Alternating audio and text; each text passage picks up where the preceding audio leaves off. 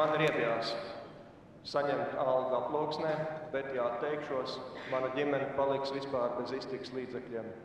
Es strādāju darbnīcā, un mēs jau tāpat esam uz bankrota sliekšņa.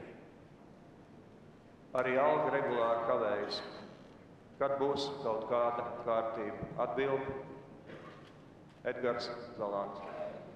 Jā, lai atbildētu uz šo un daudzreiz dzirdētiem līdzīgiem jautājumiem, ir valstsvietiem godīgi jāatzīst viena lieta, un tā ir tāda, ka šī nodokļu politika, kas mums ir pašlaik, un tā ir neparedzējama, nestabila, augsta nodokļu politika. Ar tādu nodokļu politiku praktiski ēna ekonomiku nenovērst, neapkarot vienkārši nav iespējams.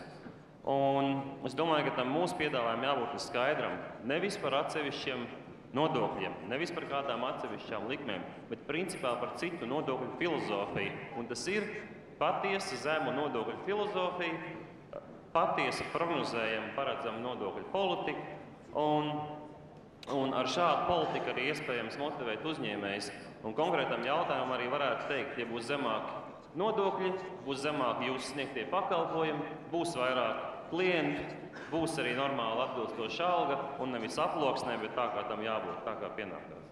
Kādēļ jūs negribat ieviest progresīvo nodokli? Tagad bagātie maksā tādas pat nodokļus kā nabadzīgie, un vai tiešām jūs domājat, ka tas ir godīgi? Atbildi Mārtiņš Zemītis. Jā, pasaulē ir daudzas valstis, tāpat kā ir arī daudzas un dažādas nodokļu sistēmas. Varbūt progresīvais nodoklis strādā bagātajā Skandināvijā un Amerikas Savienotajās valstīs, kur cilvēkiem ir bijušas daudzas desmitgades veidot uzkrājumus. Latvijā tikai vienai piekdaļai cilvēku vispār ir kaut kādi uzkrājumi, no kā maksāt nodokļus.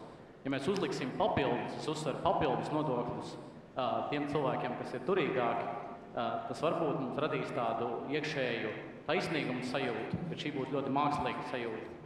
Jau nākošajā dienā mēs atklāsim, ka valsts kasē nauda nepildās, jo šie nodokļi vienkārši netiek iekasēti. Mēs ar vienu politikas lēmumu varam faktiski iznīcināt to, kas ir palicis Latvijā pāri no vidusšķiras, un tie atsevišķi ļoti turīgie cilvēki iespējams pārcels savu kapitālu vai arī paši pārcelsies uz ārvalstīm. Tāpēc mēs faktiski atbalstam progresiju, bet mēs atbalstam progresiju no otra gala, tādu progresiju, kas attiecās uz visiem. Mēs stingri iestājamies, ka neapliekamais minimums ir jābūt vienāds ar minimālo algu, kas Latvijā šobrīd ir 180 lati.